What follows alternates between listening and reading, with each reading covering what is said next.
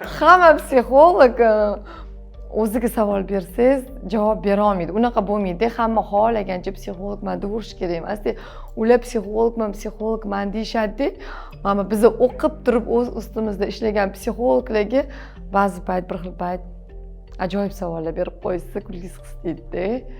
Men psixologman, ana hayot tajribam bilan psixologman deganlarning orasida ancha farq bor-da. Psixologga beradigan savol boshqa bo'lishi kerak aslida. Inson haqiqatda tushkunlikka tushib yoki rostdan ham rivojlanishni xohlagan inson, rostdan ham ichki savollariga javob istagan insongina haqiqiy professional psixologga, oliy ma'lumotli psixologga borib o'z ustida ishlaydi. Men ammamga aytaman, ammam zo'r psixologlar.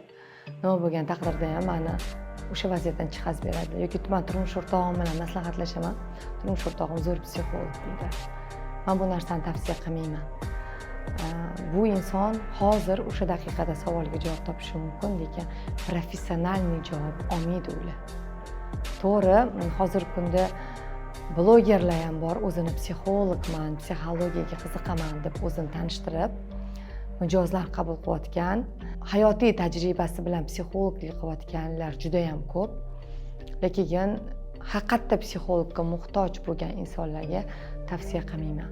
Professional oliy ma'lumotli psixologlarga borib, ichki savollaringizga javob topganingizdan keyingina siz hayot to'g'ri tavsiyangizni, hayot to'g'ri yo'lingizni siz o'sha muammoga yechimini topa olasiz.